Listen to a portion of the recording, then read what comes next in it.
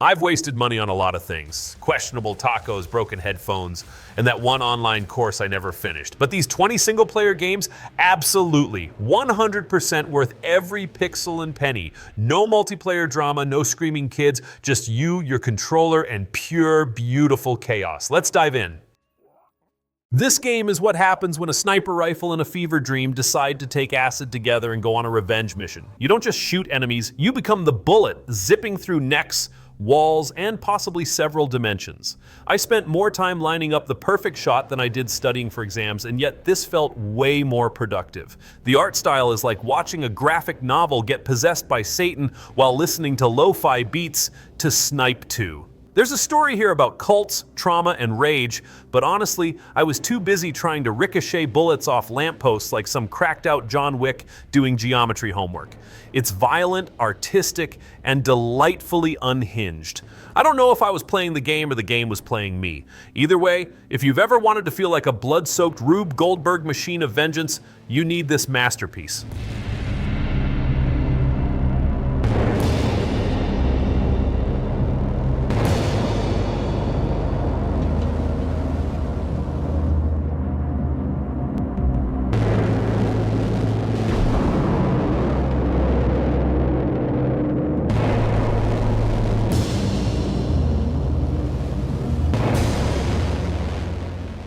So there I was, playing as a cat, doing cat things, knocking stuff off ledges, meowing at robots, and grooming myself during the apocalypse like a furry diva.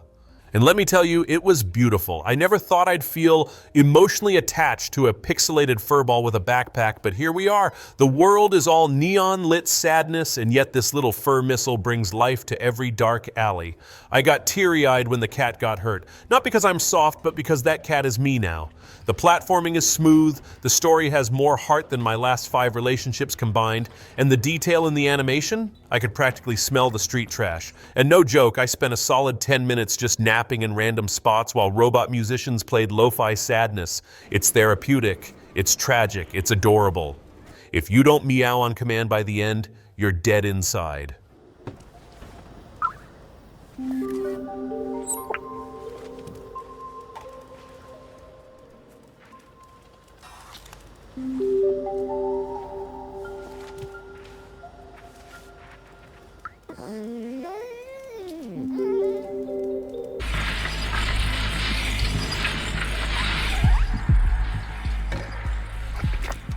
This game is like being strapped to a rocket made of fire, metal, and demon guts, then launched directly into the mosh pit of hell. You don't just shoot stuff, you shoot in rhythm, which means I spent half the game headbanging and the other half screaming, "Why am I missing?" Because I have the rhythm of a drunk llama.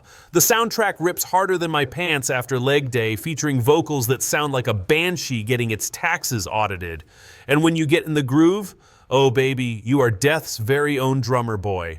I felt like Doomslayer got a Spotify premium subscription and started dancing while murdering.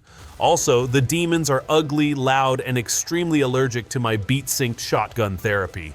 And if you miss a beat, no worries, the game will make you feel like the human embodiment of disappointment. It's chaos, it's music, it's murder ballet, I love it.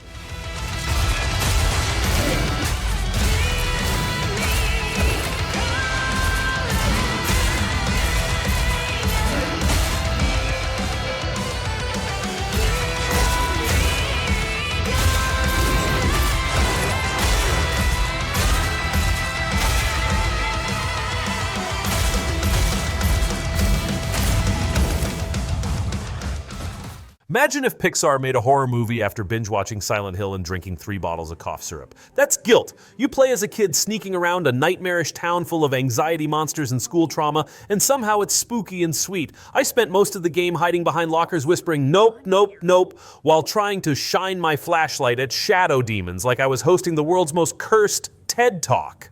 The puzzles are just the right amount of I'm smart before they become Google help me, and the story hits harder than expected. Like, I came here for a cute game, not emotional damage, thanks. The art style looks innocent until it isn't, like a coloring book that came to life and screamed. And the enemies? They look like my sleep paralysis demons got jobs as substitute teachers. 10-10 would trauma sneak again.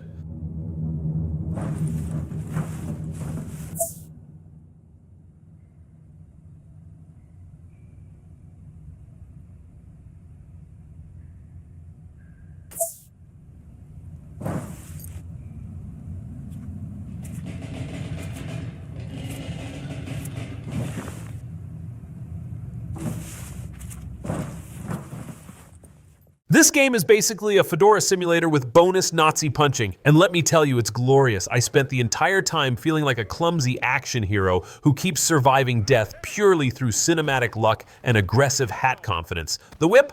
Oh baby, it's not just for show. You swing slap in Indiana your way through tombs like a museum-bound Tarzan. There's treasure, ancient puzzles, and at least 3 near-death experiences per chapter, which means it's true to the indie spirit. The graphics are beautiful, like someone hired a history major and a Hollywood stunt coordinator to make digital art together. I fell off cliffs, blew up artifacts by accident, and screamed, "It belongs in a museum!" at my TV like a lunatic. If you've ever wanted to cosplay as a sweaty archaeologist with abandonment issues and excellent reflexes, this is your moment. Fair and square.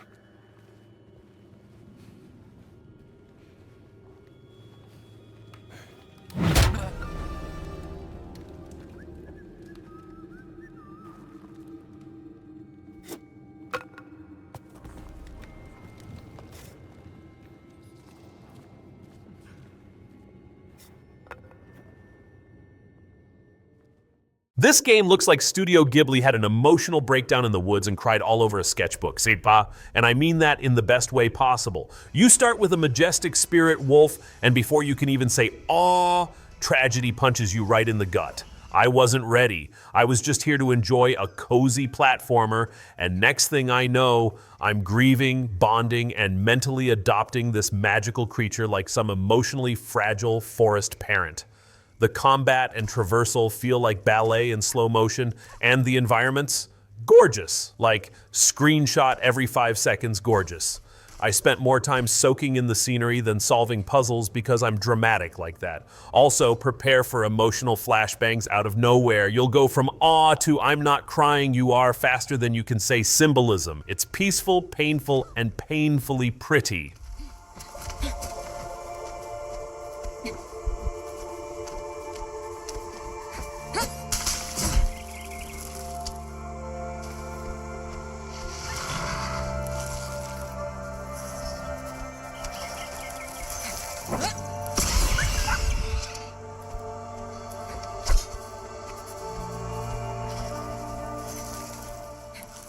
Forget guns, forget cars, forget radios playing awkward 80s music. Far Cry Primal drops you into a prehistoric panic simulator where survival means clubbing dudes with rocks and yelling in caveman. And it's glorious. You're not just some guy, you're a beast-taming, woolly, mammoth-riding Neanderthal powerhouse who can shout at saber-toothed tigers and make them your pets. I spent most of the game running around half naked, setting trees on fire by accident, and accidentally throwing spears into the wrong mammal. The language is literally made up gibberish that sounds like a drunk history podcast, but somehow it works. You can ride a bear. At one point, I set an owl on fire. I don't even know how. But that's the beauty of it. You don't survive the Stone Age with logic. You survive it with sheer chaos and aggressive grunting. Ooga booga. Best $30 I ever spent.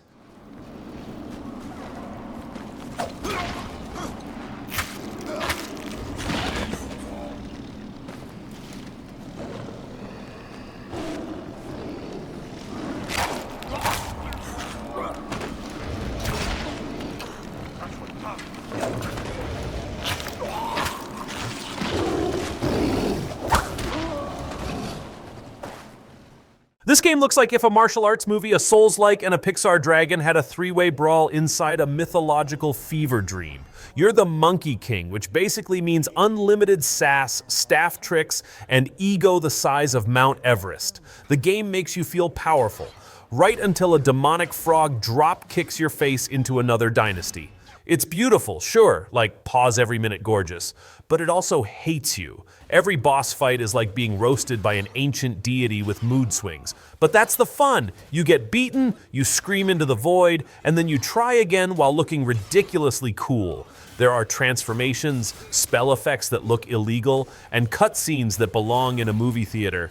I didn't even know what half the story was, but I was too busy doing air flips and channeling my inner monkey Naruto. It's majestic pain, and I loved every bruised second.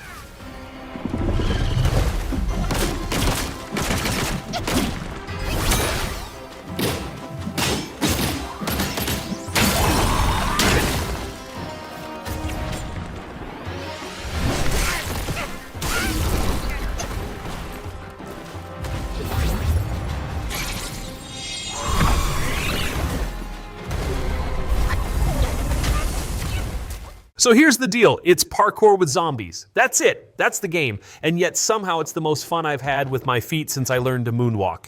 You're free running across rooftops like a caffeinated Spider-Man, drop kicking undead off buildings, and crafting weapons out of duct tape and bad ideas. Daytime, chill zombie dodging and side quests with weirdos. Nighttime, absolute panic-fueled terror Olympics with bonus jump scares and enemies that run like they owe you money. The map is huge. The story is like 3 soap operas duct taped together, and the main character constantly sounds like he's one more plot twist away from losing it.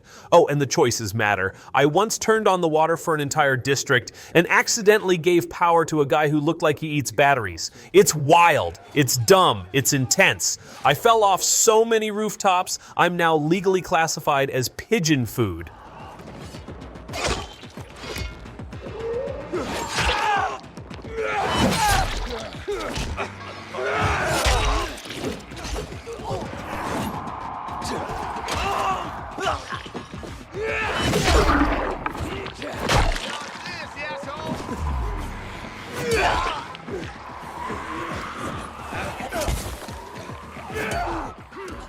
This is the game you play when you're tired of violence and just want to sob quietly while navigating a watercolor dreamscape. Gris is the most beautiful punch to the emotions I've ever willingly walked into. There's no combat, no dialogue, just art, music, and sadness gently smothering your soul. Every time you unlock a new color, I got chills, literal goosebumps, like I was watching someone cry in slow motion on a French perfume ad. You jump, float, solve puzzles, and occasionally question your entire emotional well-being. I showed this game to a friend and they cried, then thanked me. That's Gris. It's poetic suffering in motion, and it makes you feel like a cultured mess. Also, the soundtrack is so good it might cure your seasonal depression. I don't know how to describe this without sounding pretentious, so I'll just say it made me feel things I hadn't scheduled for the week.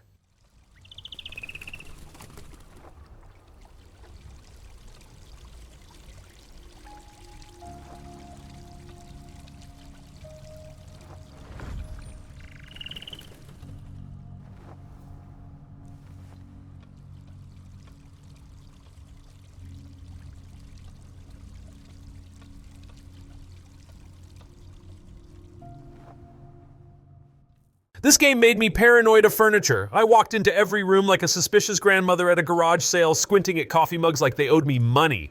You're on a space station infested with aliens that literally shapeshift into chairs, trash cans, or your hopes and dreams. I once got sneak attacked by a lamp. A lamp. The story is wild, filled with brain experiments, corporate lies, and ethically questionable coffee breaks. You get psychic powers, you get cool guns, and at some point you're basically throwing fireballs while hacking vending machines. It's like if Half-Life and BioShock had an awkward cousin who's way too into Neuromancer. I accidentally turned myself into a turret. I panicked and tried to use a banana as a weapon. The level design is top tier, but I got lost so often I started naming hallways out of spite. Oh great, here's Betrayal Corridor again. It's genius, and scary, and a little too relatable.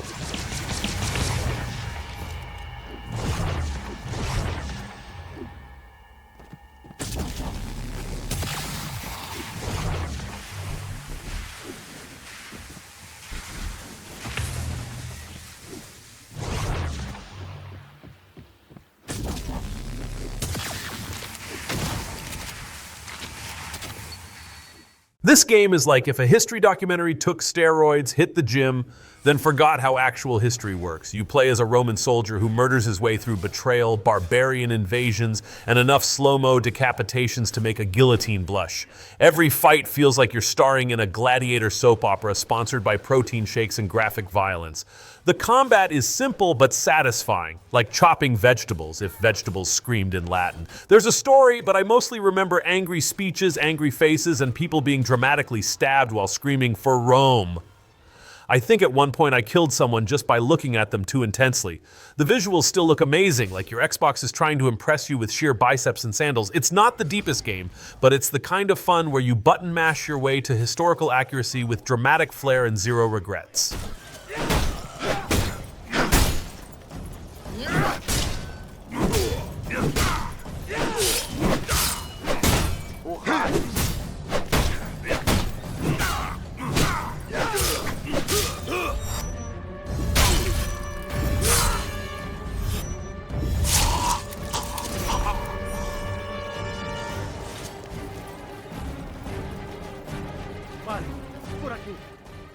This game is like an energy drink had a midlife crisis and decided to become a video game.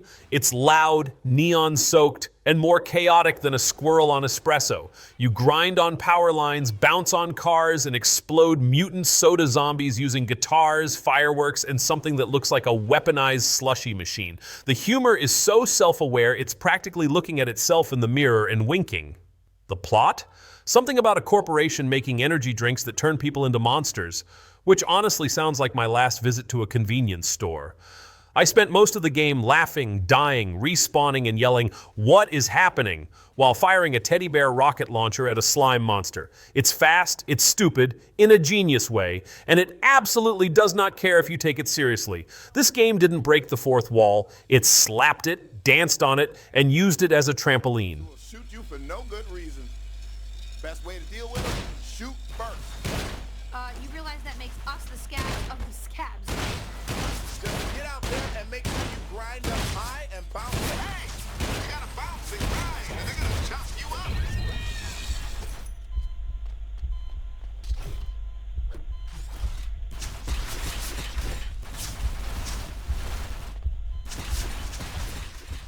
If serotonin was a game, it would be Astro Bot. It's like a hug for your brain with every level packed with joy, charm, and the kind of tiny platforming details that make you want to cry happy tears into your controller. You're a little robot with big energy, rescuing other adorable robots across a world that looks like Pixar and PlayStation had a sugar-fueled baby. The soundtrack slaps. The controls are smoother than a dolphin in baby oil. And the references to PlayStation history? Oh, buddy, I geeked out harder than a middle-aged dad finding his childhood toys in the attic. There's a level where I surf a frog. A frog. There's another where I'm in space using my controller's touchpad like a DJ booth. This game doesn't care about realism, it cares about fun, and it delivers in bucket loads of glittery happiness. Also, I may or may not have kissed my screen during the credits.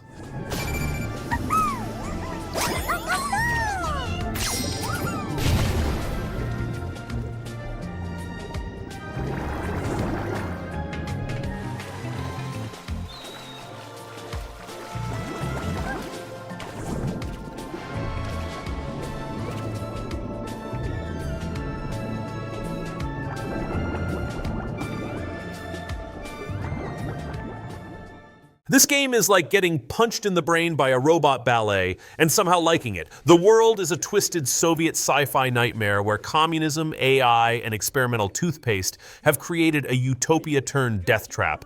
I have no idea what was happening half the time, but I was too busy fighting robot ballerinas and exploding pigs with telekinesis to care. Your character sounds like a guy who lost a bet and became a soldier. The dialogue? Chaotic. The plot? Confusing but spicy.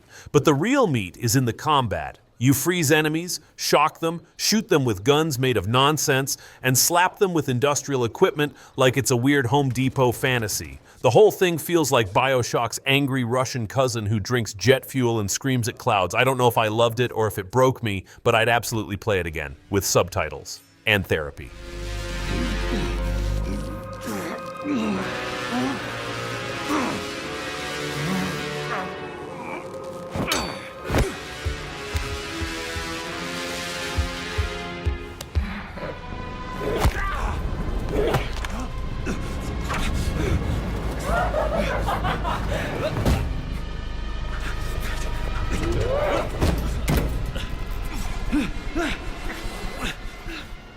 This game is basically a medieval rat-pocalypse simulator. You play as Amicia, a stressed-out teen whose little brother has magic blood and the worst timing ever. Everywhere you go, rats. Millions of them, pouring out of holes, chasing you, eating guards like medieval popcorn. I spent most of the game hurling pots and lighting torches like a very flammable Olympic athlete just to avoid becoming vermin dinner. The story is beautiful and emotional, but also horrifying. There's a war, there's plague, there's family trauma, and there's me sobbing because a swarm of rats just murdered a man I barely knew, but emotionally invested in. It's stealth heavy, but don't expect Assassin's Creed. This is hide in bushes and pray the rats eat the guards before they find you kind of stealth. It's gorgeous, dark, and occasionally so bleak I had to pause and go stare at a flower to emotionally reset.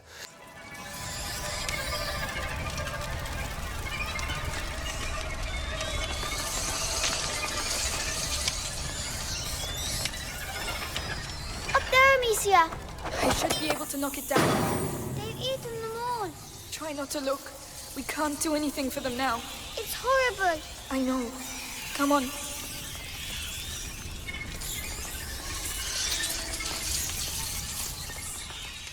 This game is like playing a Disney movie that's trying to emotionally destroy you every 10 minutes. You are a glowy forest baby with the acrobatic skills of a caffeinated squirrel, and you're on a journey that involves sadness, heartbreak, betrayal, and the prettiest visuals this side of heaven. The world is filled with giant frogs, crying owls, angry worms, and enough hidden areas to make completionists weep.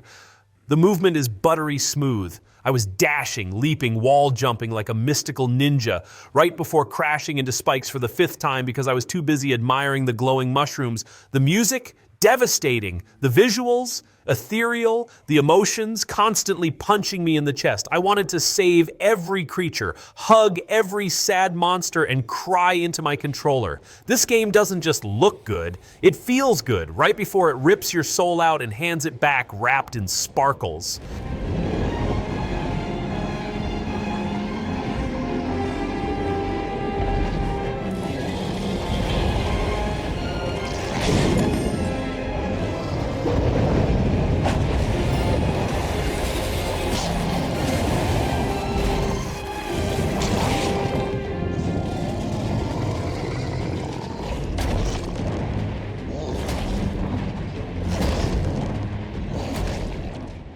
This game is pure testosterone served raw with a side of screaming. You're Kazaan, a walking rage storm with a sword the size of a car and the emotional range of a brick wall mid-breakdown. Everything in this game is violent, breathing violent. Dialogue growled through gritted teeth, cutscenes, glorious anime war crimes. Every swing of your weapon feels like you're trying to chop the earth in half just to prove a point. The enemies look like they all skipped therapy and hit the gym instead. I button mashed so hard, my controller asked for hazard pay. The combat is flashy, the bosses are terrifying, and I'm 90% sure Kazaan eats gravel for breakfast. I didn't always know why I was fighting, but I assumed the answer was because everything deserves it. There's blood. There's vengeance, and there's enough over-the-top chaos to make even Kratos say, "Hey man, maybe tone it down."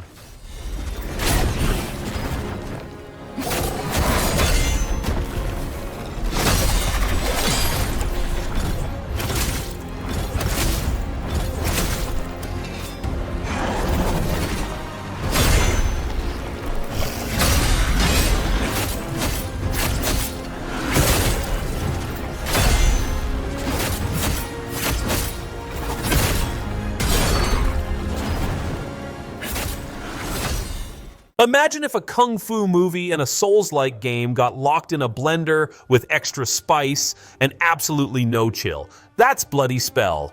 You're slicing, dicing, flipping, dodging, and generally looking like a demon-hunting ninja who forgot what subtlety is. It's fast, flashy, and confusing, in the best way possible. I never understood the story fully because everything was in Chinese and moving at 400 miles an hour, but honestly, I didn't need to. All I needed was my sword, my rage, and the reflexes of a cat on espresso. Every enemy death is a blood fountain, and every boss fight is basically a 5-minute panic attack with swords. And when you think it's calming down, nope. Suddenly there's another nightmare demon with 6 arms and a fire whip. It's pure action mayhem dressed in beautiful armor screaming in your face, and you'll love every minute you survive.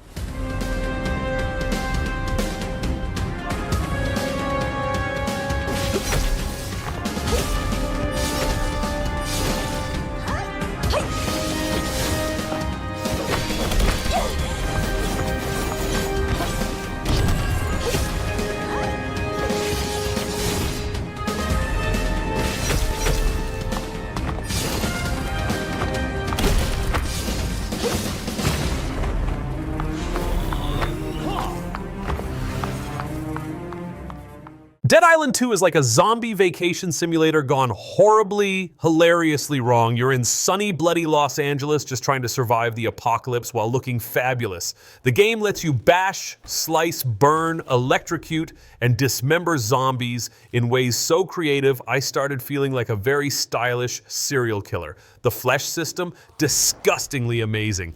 Zombies melt like piñatas filled with ketchup. The characters? A mix of Instagram influencers and rage-fueled maniacs, just the way we like it. I drop-kicked a zombie off a roof, electrocuted another in a pool, and accidentally set myself on fire trying to be clever. The story is there, but honestly, the real joy is in the chaos. It's like a zombie playground built for adults with no moral compass. I laughed. I screamed. I cheered when I decapitated a clown zombie with a car door. 1010 would dismember again.